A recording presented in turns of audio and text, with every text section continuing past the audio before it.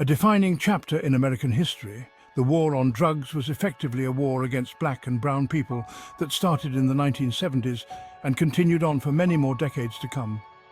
Its impact still reverberates today. We will explore its start with Nixon, then Reagan, and even discover how the war on drugs was also a war against the counterculture movement of the 60s and 70s. Are you ready to discover why prisons are filled with many innocent lives and discover the real truth behind the failed war on drugs? There are solutions to this, yet America as a whole may not be ready. Our journey begins in the turbulent 60s-70s, marked by President Nixon's Law and Order campaign. This campaign was ruthlessly aimed at black families through the war on drugs. The 1960s was a decade of seismic cultural shifts marked by the civil rights movement and the Vietnam War protests, saw the rise of the counterculture. Amidst this backdrop of social upheaval, a new political figure was emerging by the late 60s, Richard Nixon. Nixon, a shrewd political operator, tapped into the nation's anxieties through his Law and Order campaign. Nixon's campaign was a pivotal element of his political strategy. It was designed to resonate with white voters who were anxious about the rapid social changes of the era. By associating the civil rights movement and anti-war protests with crime and disorder, Nixon aimed to position himself as the candidate who could restore stability and order to American society, but he relied on a special strategy. The Southern strategy capitalized on deep-seated racial fears. Nixon's Law and Order campaign struck a chord with many white voters, especially those in the South, who were facing the end of Jim Crow laws and the rise of the civil rights movement. The Southern strategy's goal was to capitalize on this resentment by using law and order as a racist dog whistle. The war on substances and law and order was a tool of control.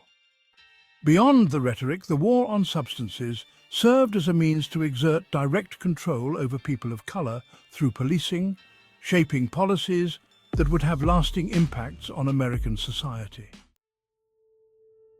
After Nixon, Reagan took over to continue the war as the 1980s approached, with Ronald Reagan at the helm, ushering in an era of conservative resurgence.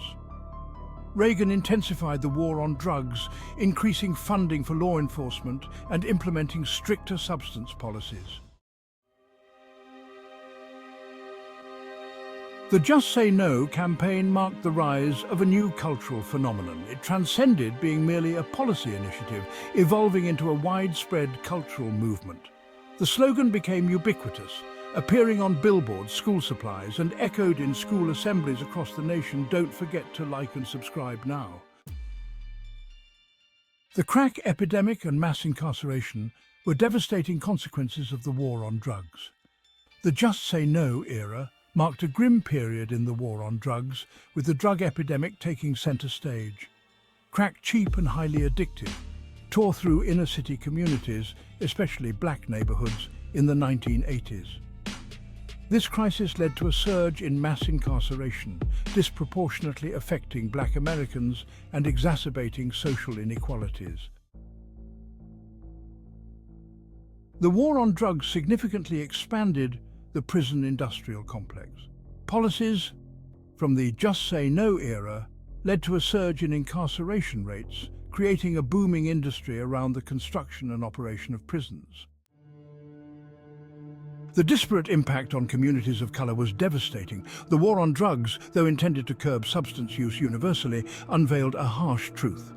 Communities of color faced the harshest consequences. This was not merely an accident, but a result of intentional policy decisions that systematically targeted these communities, reinforcing a cycle of unequal justice.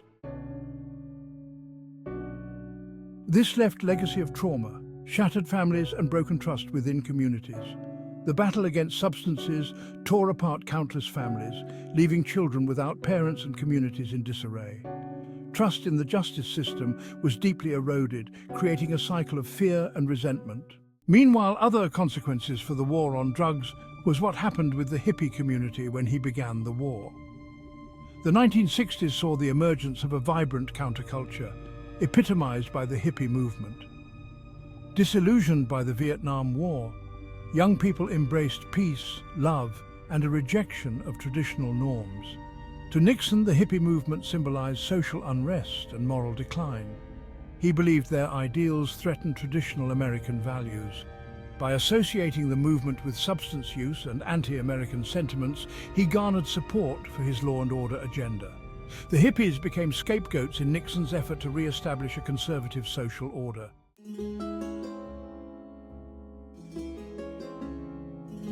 The social movement became fodder for Nixon's administration. Nixon's strategy of linking the hippie movement to drug use was both cynical and effective.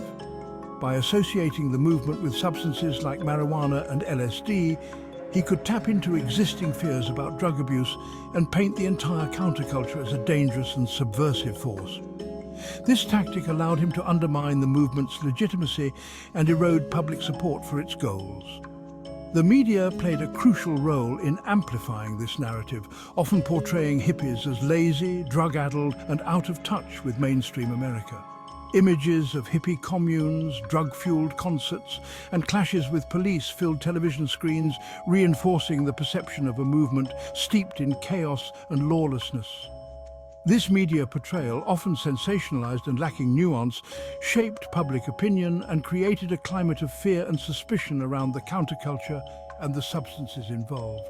The demonization of the hippie movement had a chilling effect on dissent. Young people who might have otherwise been drawn to the movement's message of peace and social justice became hesitant to associate with a group increasingly portrayed as dangerous and un-American. This created a climate of self-censorship, as individuals who held countercultural views felt pressured to conform to avoid being ostracized or targeted by law enforcement. Nixon's successful campaign to vilify the hippie movement serves as a cautionary tale about the power of political rhetoric and the dangers of conflating social movements with criminal behavior. It highlights how fear and prejudice can be weaponized to silence dissent and maintain the status quo.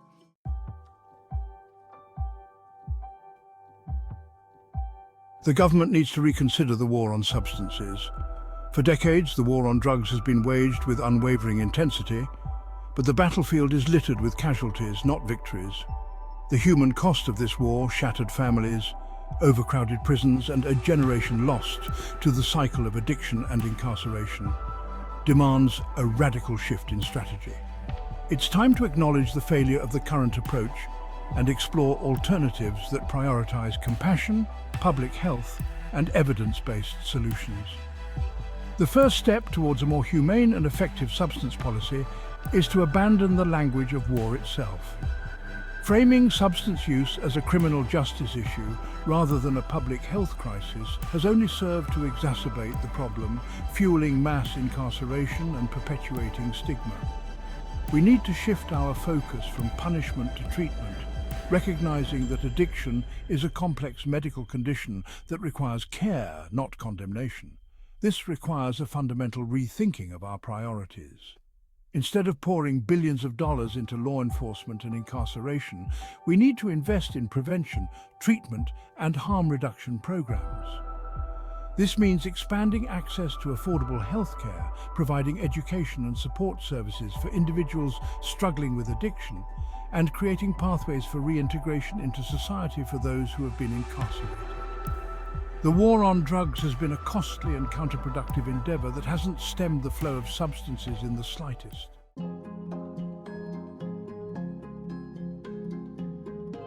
Nowadays, new approaches are being made on this issue. As we move beyond the failed war on drugs, two approaches have gained significant traction: harm reduction and decriminalization. These strategies, grounded in empathy and public health principles, offer a stark contrast to punitive measures. Harm reduction focuses on minimizing the negative consequences associated with substance use. This approach recognizes that abstinence isn't always realistic and aims to mitigate risks. Examples include needle exchange programs and supervised consumption sites. Decriminalization removes criminal penalties for small amounts of substances for personal use. Individuals face civil penalties like fines or community service instead of criminal charges. This frees up law enforcement to focus on serious crimes and allows individuals to seek help without fear.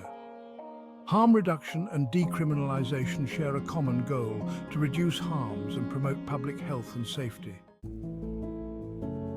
We have lessons from those who've legalized. As harm reduction and decriminalization gain momentum, states are taking a bolder step, legalization. Cannabis legalization, once a fringe idea, is now mainstream, with many states allowing regulated sale and consumption of recreational substances. This green revolution offers valuable lessons for rethinking our approach to other substances. Legalization has allowed states to generate significant tax revenue, which can be used to fund education, treatment, and other public services. It has also taken the production and sale of substances out of the hands of criminal enterprises, making communities safer and reducing the burden on law enforcement.